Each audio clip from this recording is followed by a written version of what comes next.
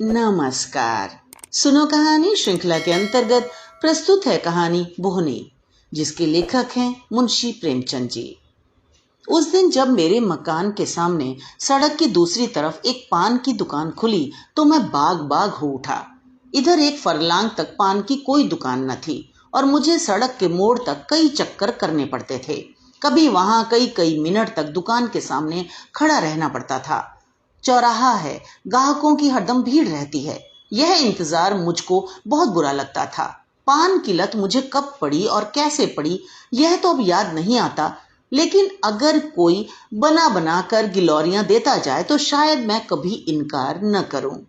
आमदनी का बड़ा हिस्सा नहीं तो छोटा हिस्सा जरूर पान की भेंट चढ़ जाता है। कई बार इरादा किया कि पानदान खरीद लूं, लेकिन पानदान खरीदना कोई खाला जी का घर नहीं और फिर मेरे लिए तो हाथी खरीदने से किसी तरह कम नहीं है।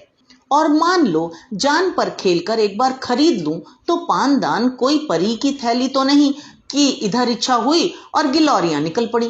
बाजार से पान लाना, दिन में 5 बार फेरना, पानी से तर करना, सड़े हुए टुकड़ों को तराश कर अलग करना, क्या कोई आसान काम है?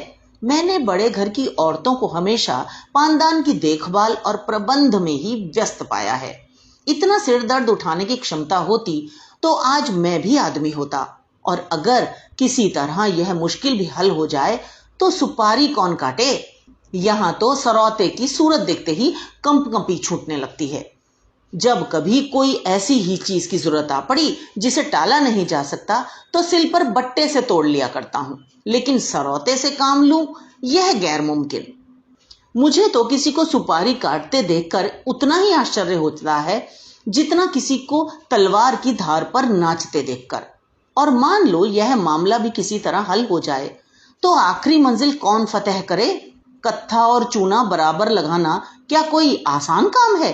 कम से कम मुझे तो उसका ढंग नहीं आता। जब इस मामले में वे लोग रोज गलतियां करते हैं जो इस कला में दक्ष हैं, तो मैं भला किस खेत की मूली हूं? तमोली ने अगर चूना ज्यादा कर दिया तो कत्था और ले लिया, उस पर उसे एक डांट भी बताई, आंसू पुछ गए। मुसीबत का सामना तो उस वक्त को होता है जब किसी दोस्त के घर जाएं, पान अंदर से आए तो उसके सिवाय कि जानबूझकर मक्खी निगले, समझबूझकर जहर का घूंट गले से नीचे उतारें, और चारा ही क्या है। शिकायत नहीं कर सकते, सभ्यता बाधक होती है। कभी कभी पान मुंह में डालते ही ऐसा मालूम होता है कि जीभ पर कोई चिंगारी पड़ गई। गले से लेकर छाती तक किसी ने पारा गर्म करके उड़ेल दिया, मगर घुट कर रह जाना पड़ता है।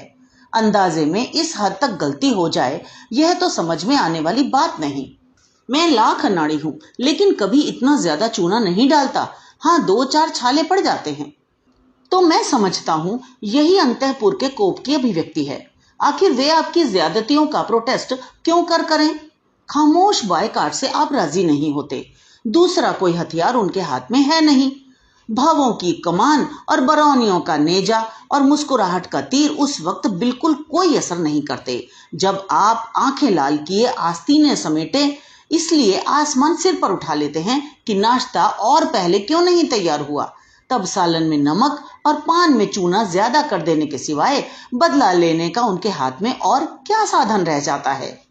खैर, 3-4 दिन के बाद एक दिन मैं सुबह के वक्त तंबोलिन की दुकान पर गया तो उसने मेरी फरमाइश पूरी करने में ज्यादा मुस्तैदी न दिखलाई। 1 मिनट तक तो पान फेरती रही, फिर अंदर चली गई और कोई मसाला लिए हुए निकली। मैं दिल में खुश हुआ कि आज बड़े विधि पूर्वक गिलौरियां बना रही है, मगर अब भी वह सड़क की ओर प्रतीक्षा की आंखों से ताक रही थी कि जैसे दुकान के सामने कोई ग्राहक ही नहीं, और ग्राहक भी कैसा, जो उसका पड़ोसी है और दिन में 20 ही बार आता है। तब तो मैंने जरा झुंझला कर कहा, मैं कितनी देर से खड़ा हूं, कुछ इसकी भी खबर है? तंबोली ने क्षमा याचना के स्वर में कहा, हाँ बाबूजी, आपको देर तो बहुत हुई, लेकिन 1 मिनट और ठहर जाइए। बुरा ना मानिएगा बाबूजी, आपके हाथ की बोहनी अच्छी नहीं है। कल आपकी बोहनी हुई थी, दिन में कुल 6 आने की बिक्री हुई।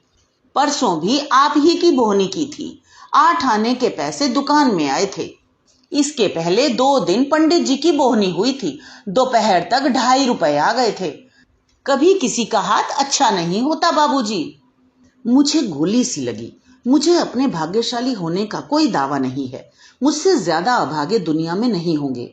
इस साम्राज्य का अगर मैं बादशाह नहीं तो कोई ऊंचा मनसबदार जरूर हूं, लेकिन ये मैं कभी गवारा नहीं कर सकता कि नहूसत का दाग बर्दाश्त कर लूं। कोई मुझसे बोहनी न कराए, लोग सुबह को मेरा मुंह देखना अपशकुन समझें, यह तो घोर कलंक की बात है।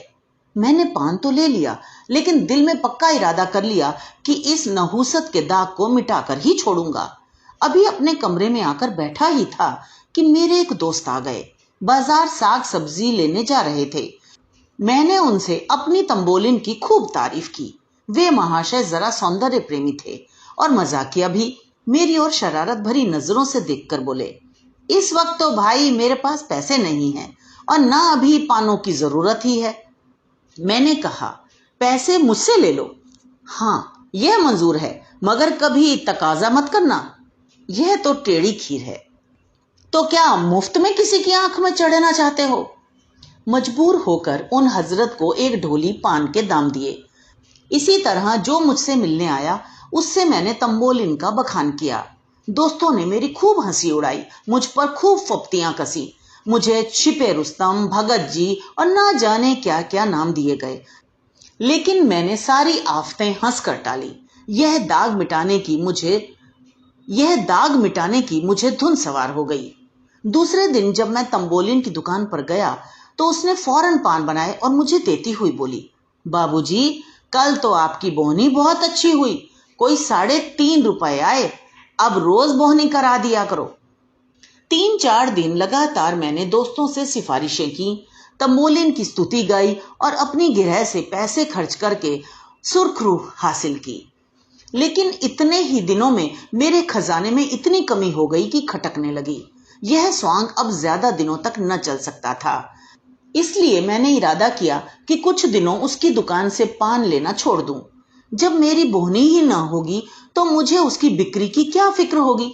दूसरे दिन हाथ मुंह धोकर मैंने एक इलायची खा ली और अपने काम पर लग गया। लेकिन मुश्किल से आधा घंटा बीता होगा कि किसी की आहट मिली।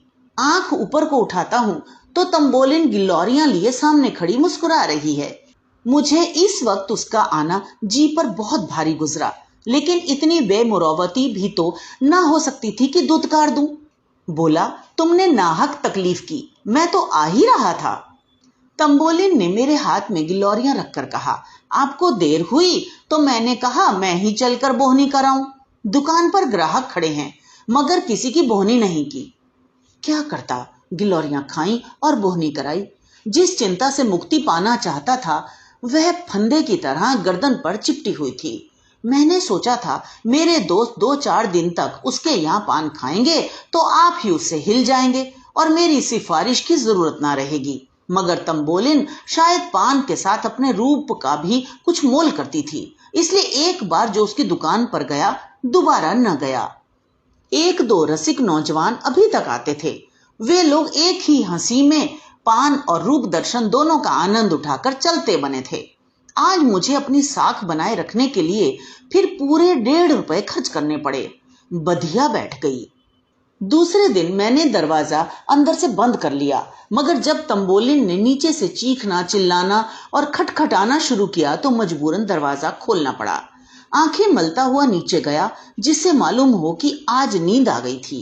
फिर बोहनी करानी पड़ी और फिर वही बला सिर पर सवार हुई।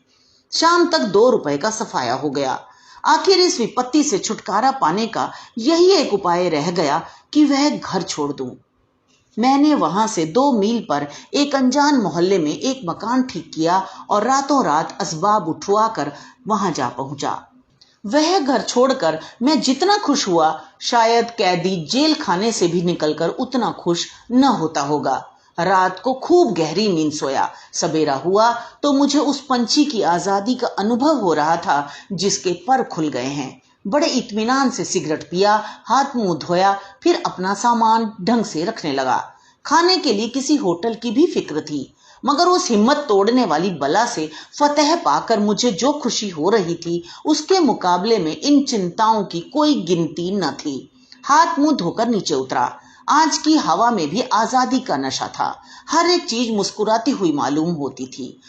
खुश खुश एक दुकान पर जाकर पान खाए और जीने पर चढ़ ही रहा था कि देखा वह तंबोलिन लपकी जा रही है। कुछ न पूछो उस वक्त दिल पर क्या गुजरी। बस यही जी चाहता था कि अपना और उसका दोनों का सिर फोड़ लूं। मुझे देखकर वह ऐसी खुश हुई जैसे कोई धोबी अपना खोया हुआ गधा पा गया हो, और मेरी घबराहट का अंदाजा बस उस गधे की दिमागी हालत से कर लो।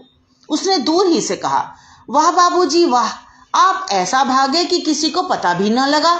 उसी मोहल्ले में एक से एक अच्छे घर खाली हैं। मुझे क्या पता था कि आपको उस घर में तकलीफ थी, नहीं तो मेरे पिछवाड़े ही एक बड़े आराम का मकान था। अब मैं आपको यहां न रहने दूंगी। जिस तरह हो सकेगा आपको उठा ले जाऊंगी। आप इस घर का क्या किराया देते हैं? मैंने रोनी सूरत बनाकर कहा, 10 रुपए। मैंने सोचा था कि किराया इतना कम बताऊं जिसमें यह दलील उसके हाथ से निकल जाए। इस घर का किराया 20 रुपए है। 10 रुपए में तो शायद मरने को भी जगह न मिलेगी। मगर तंबोलिन पर इस चकमे का कोई असर न हुआ। बोली, इस जरा से घर के 10 रुपए? आप आठा ही दीजिएगा, और घर इससे अच्छा ना हो तो जब भी आपका जी चाहे छोड़ दीजिएगा। चलिए, मैं उस घर की कुंजी लेती आई हूं, इसी वक्त आपको दिखा दूं। मैंने त्योरियां चढ़ाते हुए कहा, आज ही तो इस घर में आया हूं, आज ही छोड़ कैसे सकता हूं? पेशगी किराया दे चुका हूं। तंबोलिन ने बड़ी लुभावनी मुस्कुराहट के साथ कहा, 10 ही रुपए तो दिए हैं, आपके लिए 10 रुपए कौन बड़ी बात है। यही समझ लीजिए ना कि आप न चले तो मैं उजड़ जाऊंगी। ऐसी अच्छी बोहनी वहां और किसी की नहीं है। आप नहीं चलेंगे तो मैं ही अपनी दुकान यहां उठा लाऊंगी। मेरा दिल बैठ गया। ये अच्छी मुसीबत गले पड़ी। कहीं सचमुच चुड़ैल अपनी दुकान न उठा लाए। मेरे जी में तो आया कि एक फटकार बताऊं, पर जबान इतनी बेमुरवत न हो सकी। बोला, मेरा कुछ ठीक नहीं है, कब तक रहूं कब तक न रहूं। आज ही तबादला हो जाए तो भागना पड़े। तुम ना इधर की रहो ना उधर की। उसने हसरत भरे लहजे में कहा, आप चले जाएंगे तो मैं भी चली जाऊंगी। अभी आज तो आप जाते नहीं। मेरा कुछ ठीक नहीं है तो मैं रोज यहां आकर बोहनी करा लिया करूंगी। इतनी दूर रोज आओगी? हाँ, चली आऊंगी। 2 मील ही तो है, आपके हाथ की बोहनी हो जाएगी। यह लीजिए, गिलौरियां लाई हूं, बोहनी करा दीजिए। मैंने गिलौरियां ली, पैसे दिए और कुछ गश की सी हालत में ऊपर आकर चारपाई पर लेट गया। अब मेरी अक्ल कुछ काम नहीं करती कि इन मुसीबतों से क्यों कर गला छुड़ाऊं। तब से इसी फिक्र में पड़ा हुआ हूं। कोई भागने की राह नजर नहीं आती। सुरखरू भी रहना चाहता हूं, बेमुरौवती भी नहीं करना चाहता, और इस मुसीबत से छुटकारा भी पाना चाहता हूं। अगर कोई साहब मेरी इस करुण स्थिति पर मुझे कोई ऐसा उपाय बतला दें तो जीवन भर उसका कृतज्ञ रहूंगा। तो ये तो थी कहानी। मुझे आशा है आपने आनंद लिया होगा। इसी तरह हमारे साथ जुड़े रहिए। तो मिलते हैं अगली कहानी में। धन्यवाद।